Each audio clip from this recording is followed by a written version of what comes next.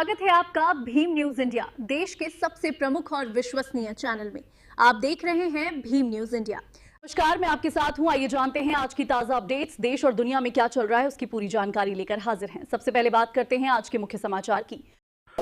जहां पूरे देश में यूजीसी बिल को लेकर बवाल मचा हुआ है। कहा जा रहा है कि ये बिल सवर्णों के सामान्य वर्ग के खिलाफ है। वहीं आयशा की सेक्रेटरी है दिल्ली विश्वविद्यालय में, अंजलि शर्मा, ब्राह्मण लड़की है, वो इस यूजीसी के बिल के समर्थन में प्रोटेस्ट कर रही है। अभी बीच में उनके साथ एक थाने में और प्रदर्शन के दौरान एक घटना घटी, उसका भी वो जिक्र कर रही हैं। देख रहे हैं आप भीम न्यूज इंडिया, मैं हूं आपका दोस्त विनय कुमार सिंघल। दिल्ली से हमारे साथी संवाददाता नवीन प्रकाश की यह रिपोर्ट। देखिए प्रेस कॉन्फ्रेंस में क्या कुछ कहा। हम देखते हैं कि किस तरह से डस्टबिन में पानी डालकर वो फेंकते हैं। लगातार सेशन कंटिन्यू होता है। तमाम ऐसे लोग जो इस सवाल से वास्ता रखते हैं वो वहाँ पे मौजूद है, उन पर पथराव किया जाता है। तो ये बौखलाहट 12 तारीख से हम देखते हैं शुरू हो चुकी होती है। 13 तारीख को देश के अलग अलग सेंटर्स में हम देखते हैं वंचित अधिकार दिवस मनाया जाता है, जहां पे देश में 100 से ज़्यादा सेंटर्स पे ये कार्यक्रम होता है यूजीसी रेगुलेशन की मांग के साथ। तो दिल्ली विश्वविद्यालय में भी ये कार्यक्रम होता है कि समता, बराबरी आपको छीन कर देना होगा उनको जिनको सदियों से दबाया गया, सदियों से कुचला गया। ये प्रोग्राम बहुत डेमोक्रेटिक तरीके से, शांतिपूर्ण तरीके से वहाँ पे चलता है। बार बार 3 से 4 लोग इसको डिसरप्ट करने की कोशिश करते हैं।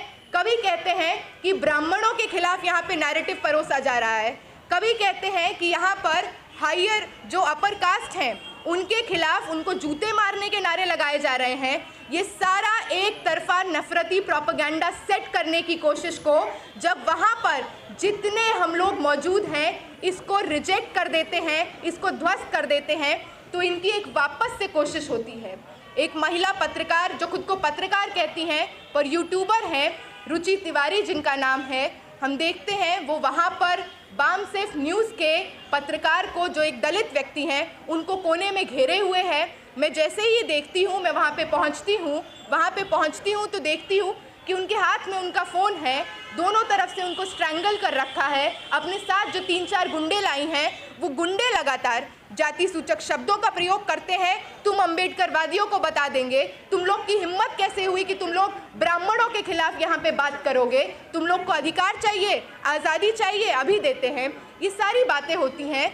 मैं उस भीड़ में घुसकर नवीन का फ़ोन उनसे लेने की कोशिश करती हूँ, जिसका वीडियो आप लोगों ने हर जगह देखा होगा। मेरा मुंह पकड़कर मुझे ज़मीन पर पटक दिया जाता है। उसके बाद मैं उठती हूँ और मैं देखती हूँ कि जिस यूनिवर्सिटी को हम यूनिवर्सिटीज़ में पढ़ते हैं, इन कैंपसेस में 4 साल 5 साल रहते हैं और हमारे लिए तो दूसरा घर यही होता है। इस यूनिवर्सिटी जहाँ पे मैंने बीए की पढ़ाई की, अभी मास्टर्स की पढ़ाई करती हूँ, उस यूनिवर्सिटी का प्रशासन मेरे मुंह के सामने खड़ा है, प्रॉक्टर खड़ा है, गार्ड्स खड़े हैं, सीआरपीएफ तैनात हैं, पुलिस की इतनी बड़ी आबादी है, सब के सब मूक दर्शक बनकर ये तमाशा देखते हैं। उस लड़की और उसके साथ के 4 गुंडों को भगाया जाता है संरक्षण देकर।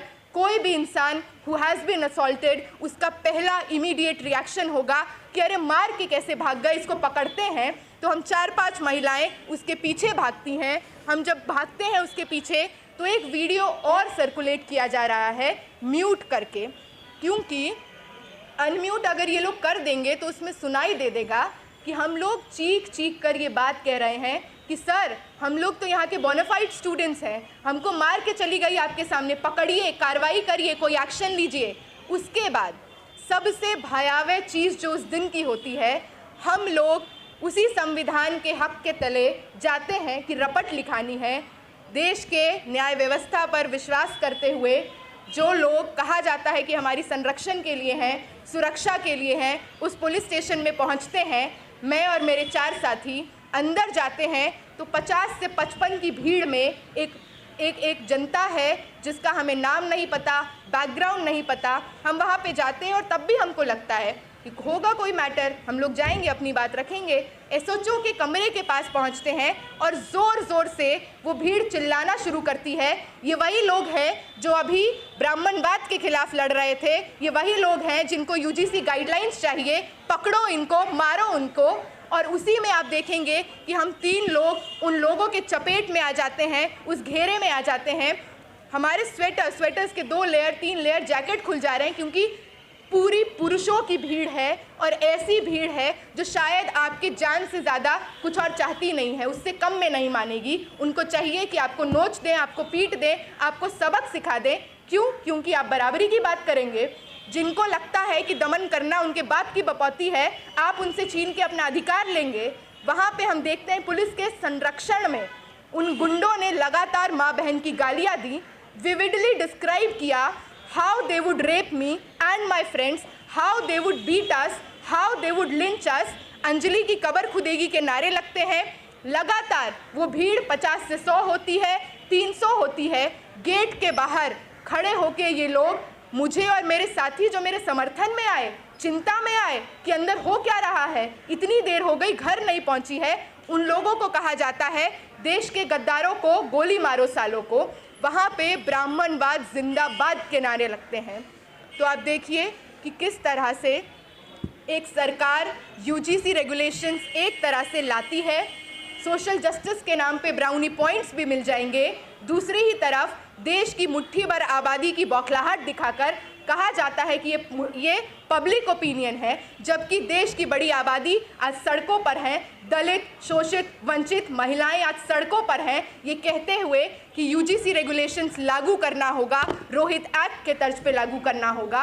आज जो कोशिश है कि इस पूरे मुद्दे को डाइवर्ट कर दिया जाए, ये मुद्दा किसी अंजलि वर्सेस रुचि का नहीं है, लेफ्ट वर्सेस राइट का नहीं है, ये मुद्दा एक तरफा जो लोग चाहते हैं देश में समता, बराबरी और डिग्निटी से रहने का अधिकार, सालों से जिनको दबाया गया है, कुचला गया है, उनको मिले। और दूसरी तरफ वो ब्राह्मणवादी ताकत है जो चाहती है कि दमन करना उसका अधिकार है और वो बना रहे।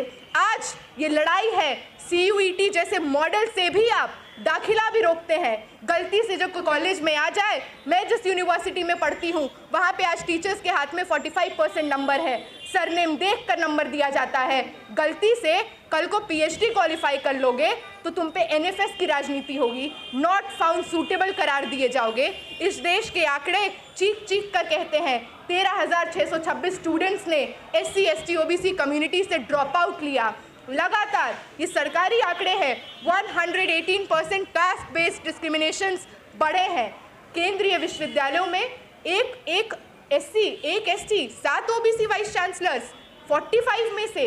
तो लगातार ये लोग को डर है कि UGC रेगुलेशंस पे देश भर में, पटना से लेके इलाहाबाद, दिल्ली विश्वविद्यालय में जो आंदोलन चल पड़ा है, क्या देश के वंचित, क्या देश के शोषित सही में अपना अधिकार ले लेंगे क्या? ये इसकी बौखलाहट है और हम कहेंगे ये बौखलाहट बनी रहे।